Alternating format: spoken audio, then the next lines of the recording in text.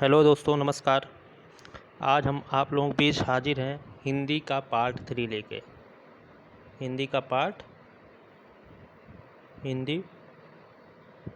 Part 3 दो part हमारे इसके आ चुके हैं यूपी एग्जाम वाले चैनल पे। आज हम हिंदी का पार्ट 3 करेंगे, ठीक है।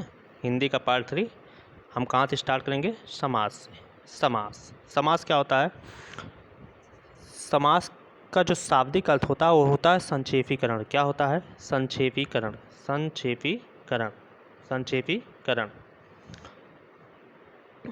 दो या दो से अधिक शब्दों को मिला के एक जो सार्थक शब्द बनता है उसी को हम समास कहते हैं। समास में दो पद होते हैं, एक होता है पूर्व पद और एक होता है उत्तर पद। एक होता है पूर्व पद, एक होता है उत्तर पद, ठीक है। तो हम जो है समास का क्या मतलब निकालते हैं? समास का शाब्दिक अर्थ होता है संक्षेपीकरण। दो या दो से अधिक शब्दों को मिलकर जो एक नवीन एवं सार्थक शब्द बनता है उसे बोलते हैं समास। समास में दो पद होते हैं, एक पूर्व पद होता है, एक होता है उत्तर पद, ठीक। आगे बढ़ते हैं, समास के भेद जानते हैं। समास कितने प्रकार के होते हैं? 6 प्रकार के होते हैं। पहला है अव्ययभाव समास, दूसरा है तत्पुरुष समास, तीसरा है कर्मधारय समास, चौथा है द्विगु समास, पांचवा है द्वंद्व समास, छठा है बहुब्रीहि समास। अव्ययभाव समास में क्या होता है? इसमें पूर्व पद की प्रधानता होती है, तत्पुरुष में उत्तर पद की प्रधानता होती है, कर्मधारय में भी उत्तर पद की प्रधानता होती है, द्विगु समास में भी उत्तर पद की प्रधानता होती है, द्वंद्व में दोनों पद प्रधान होते हैं और बहुब्रीहि समास में दोनों पद प्रधान नहीं होते, कोई तीसरा का सांकेतिक अर्थ प्रदान करते, मतलब दोनों पद प्रधान नहीं होते, किसी तीसरे के बारे में बात करते हैं। जैसे यथाशक्ति है, यथाशक्ति में यथा क्या है? पूर्व पद है और शक्ति क्या है? उत्तर पद है, ठीक। अव्ययभाव समास की बात करते हैं। इसका जो पूर्व पद होता है उपसर्ग या अव्यय होगा। जैसे प्रतिदिन होगा, यथाशक्ति हुई, आजन्म होगा, तो प्रतिदिन में प्रति क्या है? उपसर्ग है। यथा क्या है? उपसर्ग है। आ क्या है? उपसर्ग है, ठीक है। आजन्म में अगर दो शब्दों का पुनरावृत्ति योजक चिन्ह के माध्यम से हो तो भी वहाँ पे अव्ययभाव समास हो। जैसे देखो, बार बार, मंद मंद, पल पल, धीरे धीरे, रातों रात, कानों कान, ये सब क्या है? अव्ययभाव समास है, ठीक है। अव्ययभाव समास के कुछ महत्वपूर्ण उदाहरण और दिए गए हैं। प्रतिदिन हो गया, यथाशक्ति हो गया, आमरण हो गया, यथाक्रम हो गया, भरपेट हो गया। तो ये चीज़ आप जो है हमारे यूपी एग्जाम वाले ऐप पे जाएंगे, वहाँ पे आपको PDF मिल जाएगी, आप वहाँ पे एग्जाम्पल पढ़ सकते हैं, ठीक है। और आगे चलते हैं। द्वंद्व समास क्या होता है? जिसमें दोनों पद प्रधान होते हैं, दोनों पद प्रधान होते हैं। जैसे गंगा यमुना, गंगा और यमुना, भाई बहन, भाई और बहन, खरा खोटा, खरा या खोटा, ठीक है। पिता और पितरौ, माता और पिता। तो जिसमें दोनों पद प्रधान होते हैं वह समास क्या कहलाता है? द्वंद्व समास कहलाता है। बहुब्रीहि समास में हमने बताया था कि ना पहला पद प्रधान होता है ना दूसरा पद प्रधान होता है, इसमें किसी तीसरे की बात की जाती है। जैसे नीलकंठ, नील है कमल, कंठ जिसका अर्थात शिव की बात की गई है। चंद्रमौली, चंद्र है सिर पर जिसके अर्थात शिव की बात की गई है। चक्रपाणि, चक्र है पाणि जिसके अर्थात विष्णु की बात की गई है, जो चक्र को धारण करता है। जलद, जल को प्रदान करने वाला अर्थात बादल, जलद कौन है? बादल है। पंकज, पंख मतलब होता है कीचड़ में जन्म लेने वाला अर्थात कमल, ठीक। अब बहुब्रीहि समास के भेद हो गए, समाधिकार, व्याधिकरण, तुल्य योगी, व्याधिकरण, ये सब आप हमारे ऐप पे जाके PDF से पढ़ सकते हैं, ठीक है।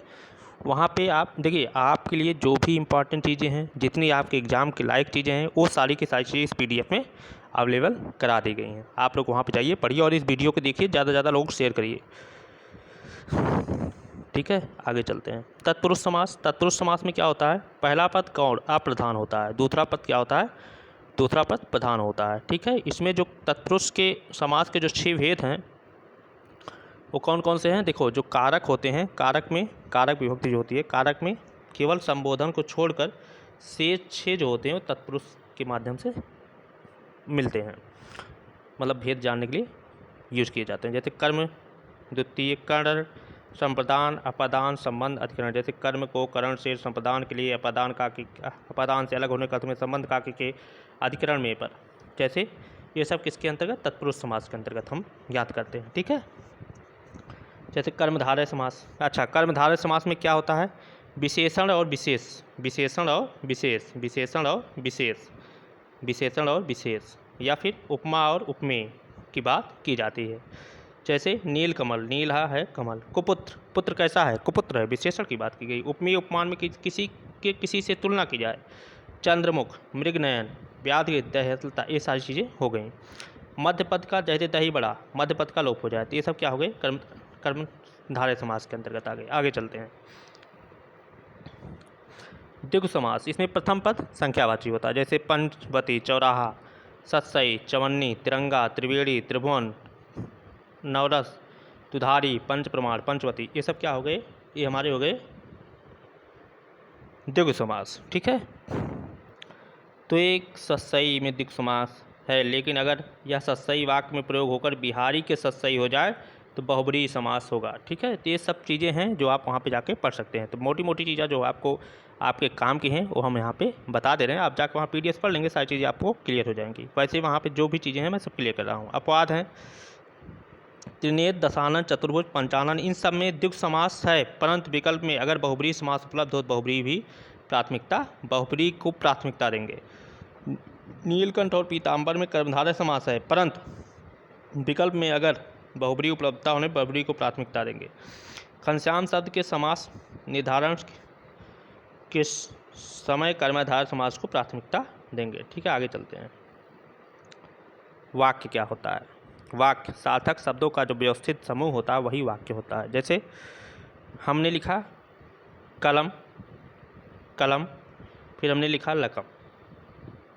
कलम क्या है, सार्थक है, लेकिन लकम क्या है, सार्थक नहीं है। तो शब्दों का प्रयोग वाक्य का कुछ ना कुछ अर्थ अवश्य होता है, अतः इसमें सार्थक शब्दों का प्रयोग होता है। मतलब कलम, लकम क्या का कोई मतलब नहीं।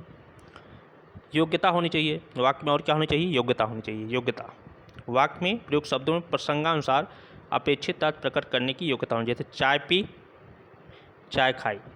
अब कोई कहे चाय खाई, इसका क्या है, ये तो निरर्थक है ना, चाय खाया थोड़ी नहीं जाता, पिया जाता है। आकांक्षा होनी चाहिए, आकांक्षा मतलब इच्छा। वाक्य अपने आप में पूर्ण होना चाहिए, किसी ऐसे शब्द की कमी ना हो कि अर्थ की अव्यक्त अधूरी रहे। वह पत्र लिखता है, वह पत्र लिखता है, लेकिन हमने लिखा पत्र लिखता है, क्या कौन लिखता है नहीं पता, तो अधूरी है ना, अधूरा है। तो इसलिए वाक्य में आकांक्षा होनी चाहिए, निकटता होनी चाहिए। बोलते या लिखते समय शब्दों में परस्पर निकटता आवश्यक है। जैसे यह कलम है, ठीक, यह कलम है, फिर हमने लिखा यह डाट डाट डाट कलम डाट डाट डाट है, तो निकटता इसमें नहीं है, तो ये अशुद्ध वाक्य है। पदक्रम वाक्य में शब्दों का एक निश्चित क्रम होना चाहिए। ठीक है, जैसे कौवा काला होता है, बात सही है, होता काला कौवा है, तो ये गलत हो गया। ठीक है, अन्वय लिंग वचन पुरुष काल आदि की क्रिया के साथ ठीक ठीक मेल होना चाहिए। जैसे कमल खिलता है, सही है, राम और मोहन जाते हैं, सही है, राम और मोहन जाता है, ये क्या हो गया, गलत हो गया। वाक्य के अंग, वाक्य के दो अंग होते हैं, उद्देश्य और विधेय। ठीक है, जिसके बारे में कुछ कहा जाता है उसे उद्देश्य कहते हैं। वाक्य के उद्देश्य के बारे में जो कुछ कहा जाए उसे क्या कहते हैं, विधेय कहते हैं। जैसे सचिन दौड़ता है, दौड़ता है सचिन, किसके बारे में किया जा रहा है, कहा जा रहा है सचिन के बारे में, लेकिन कर क्या रहा है, दौड़ता है। सचिन क्या कर रहा है, दौड़ता है, दौड़ता क्या है, विधेय है। ठीक है, लंबे लंबे बालों वाली लड़की अभी अभी एक बच्चे के साथ दौड़ते हुए इधर गई। उपरोक्त वाक्य में उद्देश्य लंबे लंबे बालों वाली लड़की है और विधेय का विस्तार अभी अभी एक बच्चे के साथ दौड़ते हुए गई। ठीक है, तो उद्देश्य क्या है, जिसके बारे में कुछ कहा जाए। विधेय क्या है, वाक्य में उद्देश्य के बारे में जो कुछ कहा जाए, तो क्या है, विधेय हो गया। तो वाक्य के दो अंग हो गए, उद्देश्य और विधेय। ठीक, अब बनावट के आधार पर वाक्य के तीन भेद हैं, सरल वाक्य, संयुक्त वाक्य और मिश्र वाक्य।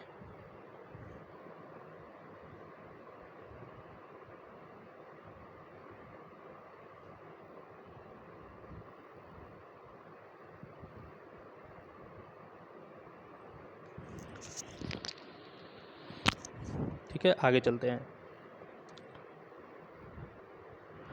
सरल वाक्य, जिस वाक्य में एक उद्देश्य और एक विधेय हो। जैसे मोहन पुस्तक पढ़ता है, एक उद्देश्य एक विधेय। राक्षस ने भोजन किया, एक उद्देश्य एक विधेय। संयुक्त वाक्य, जिसमें दो या दो से अधिक सरल वाक्यों को समुच्चय बोधक शब्दों जैसे और एवं, तथा, अथवा, इन सब से जोड़ दिया जाए तो क्या होते हैं, संयुक्त वाक्य होते हैं। जैसे वह सुबह गया और शाम को लौट आया। ठीक, वह सुबह गया और शाम को लौट आया, तो क्या है, संयुक्त वाक्य। प्रिय बोलो पर असत्य नहीं। क्या है? संयुक्त वाक्य। मिश्रित वाक्य। मिश्रित वाक्य वे वाक्य होते हैं एक प्रधान उपवाक्य हो और अन्य मिश्रित गौण उपवाक्य हो, जो आपस में कि, जो, वह, जितना, उतना, जैसा, वैसा, जब, जहाँ, वहाँ, जिधर, उधर, अगर, यदि यह मिश्रित हैं। मतलब जिस वाक्य में एक आश्रित वाक्य है, दूसरा मुख्य वाक्य हो, मतलब एक वाक्य दूसरे वाक्य पे आश्रित हो। मिश्रित में श्रित से जोड़ सकते हैं, आश्रित जो है वही मिश्रित है। ठीक है। अर्थ के आधार पर वाक्य भेद। अर्थ के आधार पर वाक्य के 8 भेद बताए गए हैं। आगे चलते हैं। विधिवाचक, निषेधवाचक, प्रश्नवाचक, आज्ञावाचक, इच्छावाचक, संदेहवाचक, विस्मयवाचक, संकेतवाचक। तो विधिवाचक में क्या है? जिस वाक्य में क्रिया के करने या होने की सूचना मिले वह विधिवाचक वाक्य होगा। मैंने दूध पिया, राम पढ़ रहा है।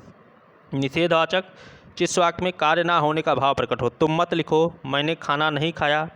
प्रश्नवाचक, जिन वाक्य में किसी प्रकार का प्रश्न पूछने का ज्ञान हो, तुम क्या पढ़ते रहे हो, रमेश कहाँ जाएगा। आज्ञावाचक, जिन वाक्य में आज्ञा, प्रार्थना, उपदेश आदि का ज्ञान हो, बड़ों का सम्मान करो, राम तुम बैठ कर पढ़ो, जिसमें आज्ञा देने की बात की जाए। इच्छावाचक, जिसमें इच्छा व्यक्त की जाए, जैसे तुम्हारा कल्याण हो, आशीर्वाद की बात की जाए, आशीष की बात की जाए, शुभकामना की बात की जाए, वो सब क्या है? इच्छावाचक हैं। संदेहवाचक, जिसमें संदेह की बात की जाए, संदेह या संभावना व्यक्त की जाए, जैसे शायद शाम को वर्षा हो जाए, शायद आपका वीडियो का पेपर अच्छा हो जाए, तो ये क्या है? संदेहवाचक है। विस्मयवाचक, जिसमें आश्चर्य हो, घृणा हो, क्रोध हो, शोक हो, ये सब क्या है? विस्मयवाचक, जैसे वाह कितना सुंदर दृश्य है, वाह क्या खूबसूरत बारिश हो रही है। संकेतवाचक, जिन वाक्यों में एक क्रिया का होना दूसरी क्रिया पर निर्भर हो, जैसे अगर वर्षा होगी तो फसल अच्छी होगी, तो क्या है? संकेतवाचक है। तो 8 प्रकार के इनके बारे में बताया गया है। आगे चलते हैं। अनेक शब्दों के लिए एक शब्द। ठीक है। अब देखिए इसमें तो पढ़ाने लायक कुछ है नहीं, ठीक, लेकिन आप एक बार हमारे ऐप पे जाएंगे, वहाँ पे इस PDF को वहाँ से आप पढ़ेंगे, जैसे चिकित्सा कार्य करने की इच्छा, युत्सा युद्ध की इच्छा, मूर्छा मोक्ष की इच्छा, जिजीविषा जीने की इच्छा, तितिक्षा तैरने की इच्छा, मुमुक्षु मरने की इच्छा, मुमुक्षु मोक्ष की इच्छा, ये सब ऐसे ही ज्ञा से जानने वाला, जा से उत्पन्न होने वाला, जा से उत्पन्न होने वाले, ये सारी चीज़ें आप वहाँ पे जाके एक बार पढ़ लेंगे तो आपको सारी चीज़ें क्लियर हो गई। जहाँ ना जाया जा सके, अगम, जो हमारी इंद्रियों पर ना पहुँचे, अगोचर, ये सारी चीज़ें वहाँ पे जाकर आप पढ़ लेंगे तो आपको सारी चीज़ें क्लियर हो जाएंगी। ठीक है। आगे चलते हैं। ये सब आप वहाँ पे जाके पढ़ लीजिएगा, क्योंकि इतना टाइम है नहीं हम आप लोग भी इसको देखें, क्योंकि ये आपके पढ़ने पे ही याद होंगी चीज़ें। मैं यहाँ पे पढ़ने को बोल सकता हूँ, लेकिन इसका कोई मतलब नहीं है। जो मेन समझाने वाली चीज़ें हैं मैं आपको समझा दे रहा हूँ। आप हमारे UP एग्जाम वाले ऐप पे जाइए, उसको डाउनलोड करिए, वहाँ से ये सारी चीज़ें पढ़ लीजिए, क्योंकि इससे बाहर कुछ आना नहीं।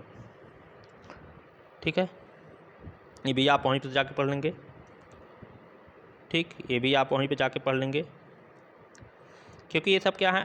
अनेकार्थक शब्द हैं। इसको हम यहाँ पे पढ़ भी देंगे तो कोई मतलब है नहीं। आप जब तक खुद से नहीं पढ़ेंगे तब तक आपको चीज़ें याद नहीं होंगी, क्योंकि इसमें कुछ समझाने लायक है नहीं। आगे चलते हैं। पर्यायवाची में भी वही है। पर्यायवाची में भी वही है कि पर्यायवाची क्या होता है? वही जैसे पानी का, बादल का, कमल का, ये सारी चीज़ें आप जाके वहाँ पर पढ़ेंगे तभी आपको याद होंगी, क्योंकि मेरे पढ़ाने से भी आपको चीज़ें याद रहेंगी, क्योंकि इसमें कुछ समझने वाला है नहीं, कुछ आप सब आपको पढ़ने वाला है। ठीक है। आगे चलते हैं। जो आपके काम की चीज़ है हम उसी को यहाँ पे करा रहे हैं। ऐसा नहीं है काम की नहीं है, पर इसे आपको पढ़ना पड़ेगा। हाँ, बस हमारे PDF में ये किया है कि आपको फालतू की चीज़ें नहीं पढ़नी पड़ेंगी। जो आपके काम के हैं वही उतनी दी गई हैं, यही आपके एग्ज़ाम में पूछी जाएंगी। ठीक है। आगे चलते हैं।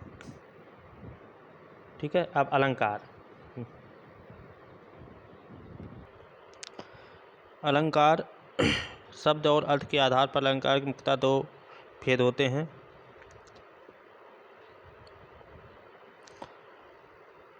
जैसे शब्दालंकार। शब्दालंकार में होता है यमक, अनुप्रास और श्लेष। क्या? यमक और अनुप्रास और श्लेष।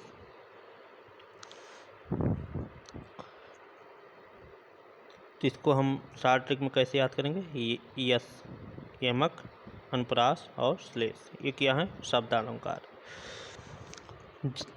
शब्दालंकार वे अलंकार होते हैं जिनका निर्धारण किससे होता है? शब्द के आधार पर होता है। अर्थात पर्यायवाची शब्द रखने पर जिस अलंकार की अलंकारिकता नष्ट हो जाए उसे शब्दा अलंकार कहते हैं। जैसे एमक अलंकार। एमक अलंकार में है कनक कनकते सौगुनी, माँ दक्ता अधिकाय, वाह खाए बौराय जग, वाह पाए बौराय। तो यहाँ पे कनक के दो अर्थ हैं, एक का अर्थ है धतूरा, दूसरे का अर्थ है सोना। तो यहाँ पे कौन सा अलंकार हुआ? कनक अलंकार, सॉरी यमक अलंकार। चेते तुम तारे तेते, नब्बे ना तारे। एक तारे का अर्थ है उद्धार करना, दूसरे तारे का अर्थ है आसमान के तारे। 3 बेर खाती थी, 3 बेर खाती थी। 3 बेर मतलब 3 टाइम की बात की गई है। 3 बेर किसकी बात की गई? फल की बात की गई। तो ऐसे यमक अलंकार ये आप पढ़ लीजिएगा। और सारे एग्जाम्पल, सजना है मुझे सजना के लिए।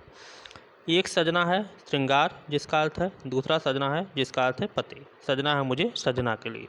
तो ये हो गए यमक अलंकार। अनुप्रास अलंकार क्या होता है? जब वर्णों की आवृत्ति बार बार हो तो वहाँ पर क्या होता है? अनुप्रास अलंकार। ये 5 भेद हैं: छेकानुप्रास, वृत्तानुप्रास, लाटानुप्रास, अंत्यानुप्रास, तृतीयानुप्रास। ठीक है, आगे चलते हैं। छेकानुप्रास। छेकानुप्रास होता है जब वर्णों का दोहरा हो, जैसे दम के, दतिया, दूती, दामनी, ज्यों। ठीक। बाल, बलि मतलब किसका? मात्राएं स्वरों को नहीं ध्यान देंगे। ठीक है, जब वर्णों का दोहराव हो क्रमतः और स्वरूपतः, क्रम में हो या स्वरूप में। दम के, दमनी 2 बार, बाल, बलि, सुखी, सुखद, रूह, रूह तो 2 बार हुआ। तो यहाँ पे क्या हुआ? छेकानुप्रास। वृत्तानुप्रास में जहाँ वर्णों का आवृत्ति बार बार हो, जैसे कुल, कानन, कुंडल मतलब 2 से ज़्यादा बार हो, वहाँ पे वृत्तानुप्रास। लाटानुप्रास में जब संपूर्ण पद ही दोहरा दिया जाए, वर्णात्मक शब्दात्मक अंतर हो सकता है, जैसे मागी नाव न केवट आना, मागी नाव न केवट आना। काव्यात्मक अंतर के साथ पद दोहरा हुआ। ठीक है, तो ये लाटानुप्रास हुआ। पूत सपूत तो का धन संचय, पूत कपूत तो का धन संचय। तो इसमें क्या हुआ? लाटानुप्रास हुआ। अंत्यानुप्रास जब पद के शब्दों के अंत में वर्ण की आवृत्ति हो। शेष, अंत्या मतलब अंत में वर्ण की आवृत्ति हो। महेश, दिनेश, गणेश, सुरेश हूँ जाहि निरंतर गावे। क्या हुआ? अंत्यानुप्रास। वृत्तानुप्रास क्या हुआ? एक ही उच्चारण स्थान से 2 या 2 से अधिक वर्णों की आवृत्ति हो तो वृत्तानुप्रास होता है, जैसे चरर, मरर, खुल गए, अरर। ठीक है, तो हुआ वृत्तानुप्रास। श्लेष अलंकार क्या होता है? एक ही शब्द में एक से अधिक अर्थ छुपे हों एवं परिस्थितियों के अनुसार उनका अर्थ अलग अलग होते हैं। यहाँ पे होगा श्लेष अनुसार, जैसे सुबरन को खोजत फिरत कवि व्यभिचारी चोर। सुबरन का अर्थ है एक सुंदर वर्णन, कवि के लिए यूज किया गया है। सुंदर स्त्री, व्यभिचारी के लिए यूज किया गया। सोना, सुबरन का तीसरा अर्थ है सोना, स्वर्ण के लिए यूज किया गया है। त्रिगुण फोस लिए करिडोले, बोले मधुरी बानी। त्रिगुण का मतलब है 3 गुण, सत्व, रज और तम। त्रिगुण का मतलब है 3 धागों से बनी मजबूत रस्सी, झूला। अर्थालंकार में उपमेय और उपमान दोनों आते हैं। उपमेय उपमा होता है, देखो, उपमान जिससे तुलना की जाए, ठीक है, और उपमेय जिसकी तुलना की जाए। तो उपमेय हमेशा जो है उपमान की अपेक्षा गुणों में न्यून होता है। जैसे उपमा अलंकार है मुख चंद्र सा है, मुख चंद्र सा है तुलनावाची शब्द है।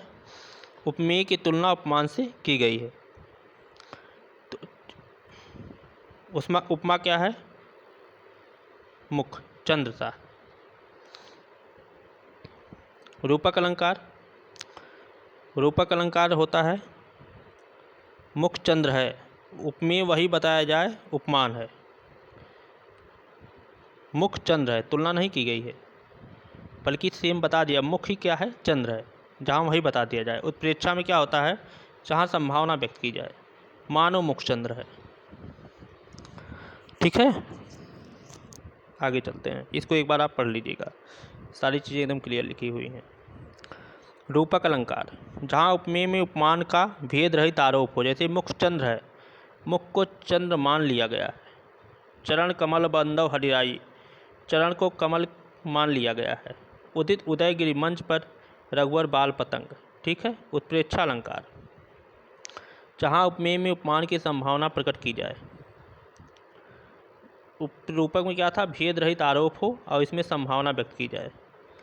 जैसे पहचान शब्द हैं मनु, मनहु, जनु, जनहु, ज्यों आदि, ये सब हैं तो उत्प्रेक्षालंकार। संदेह अलंकार, जहाँ सदिशता कारण उपमेय उपमान का संदेह हो। पहचान शब्द हैं की, को, कै, क्या। सारी बीच नारी हैं कि नारी बीच सारी हैं। कान दूत कह धो, ब्रह्मदूत हैं पधारे आप। उद्धव प्रकरण की बात की जाएगी। भ्रांतिमान, उपमेय में उपमान की शंका की जाए और यह शंका क्षणिक हो तो वहाँ भ्रांति होती है।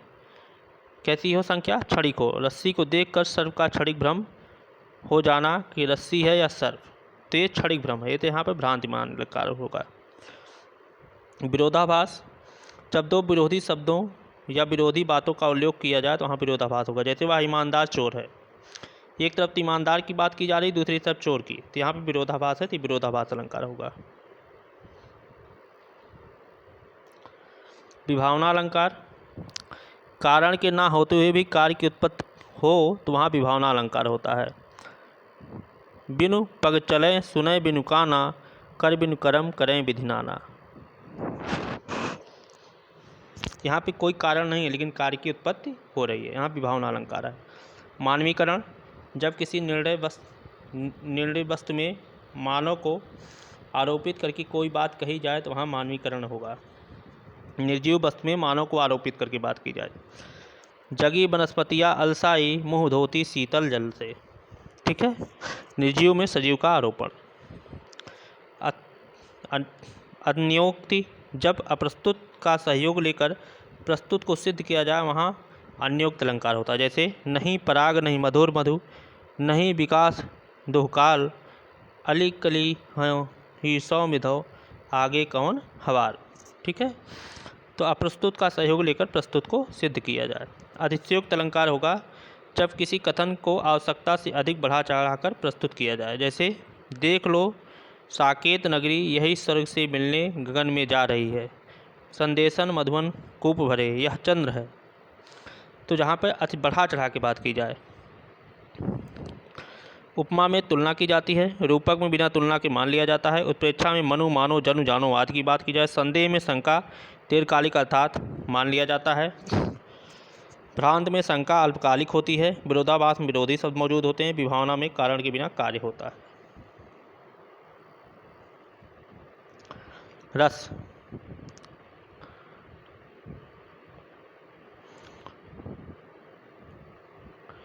काव्य को सुनने देखने पढ़ने के बाद होने वाली अनुभूति को रस कहते हैं। ठीक है, रस के कुल 4 अंग बताए गए हैं: अस्थायी भाव, विभाव, अनुभाव और संचारी भाव। अस्थायी भाव ऐसे भाव जो हमारे मन में जन्म से मृत्यु तक विद्यमान रहते हैं, उन्हें अनुकूल वातावरण मिलने पर बाहर आते हैं। विभाव होते हैं अस्थायी भाव को जागृत करने वाले तत्व को विभाव कहते हैं। जैसे आलंबन, उद्दीपन, आश्रय, जिसको देखकर भाव जागृत हो उसे आलंबन कहते हैं। भाव को तीव्र करने वाले तत्व को उद्दीपन कहते हैं, जैसे सौंदर्य, अनुबल, स्थान आदि। आश्रय, जिसके हृदय में अस्थायी भाव जागृत हो। अनुभाव, भावों की उत्पत्ति के पश्चात जो शारीरिक और मानसिक कोशिश की जाती है। अनु मतलब पीछे, भाव मतलब फीलिंग। अनुभावों की संख्या कितनी है? 8 है। संचारी भाव, मन में संचरण करने वाले वे क्षणिक जो थोड़े समय के लिए आकर अस्थायी भाव को जागृत करते हैं, उन्हें संचारी भाव करते हैं। रस का नाम है श्रृंगार, रति प्रेम, नायक और नायिका, हास्य है हंसी, करुण है शोक, वीर है उत्साह, भयानक है भय या डर, बीभत्स है जुगुस्सा या घृणा, अद्भुत है आश्चर्य और विस्मय, रौद्र है क्रोध, शांत है निर्वेद, वात्सल्य है स्नेह प्रेम दुलार अनुराग संतान के प्रति, भक्ति है प्रेम ईश्वर के प्रति। श्रृंगार रस, किसी प्रसंग को पढ़कर सुनकर देखकर मन में प्रेम का भाव उत्पन्न हो तो वहाँ पे श्रृंगार रस होता है।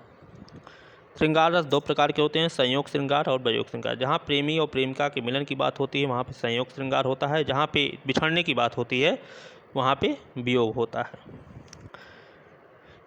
श्रृंगार रस के रसों का राजा रसराज भी कहा जाता है। जैसे कहत, नटत, रीझत, खीझत, मिलत, खिलत, लखियात, भरे बौन में करत हैं, नैनन में ही बात। संयोग श्रृंगार है, बिहारी सत्सई से लिया गया है।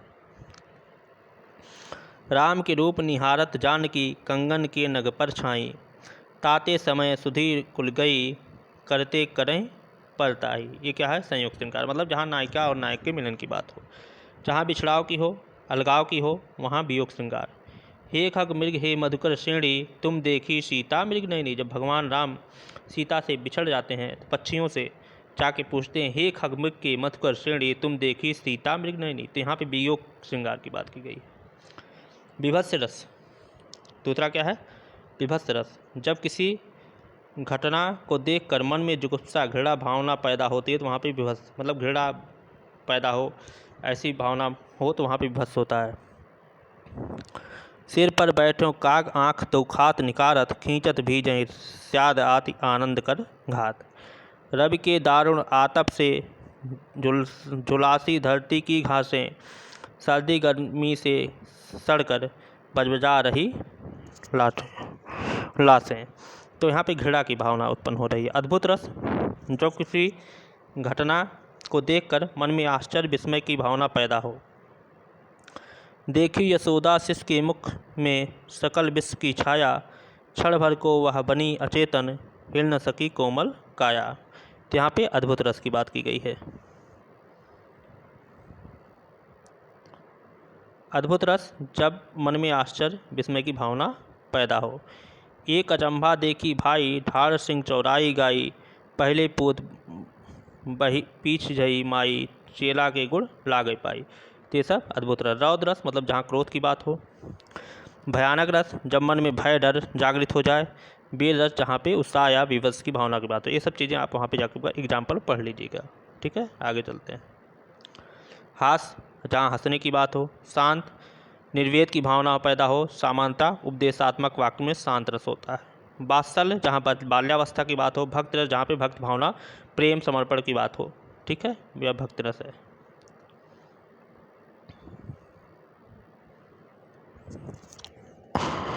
इसके आगे हम नेक्स्ट पार्ट में कवर करेंगे। आज के लिए बस इतना ही। धन्यवाद।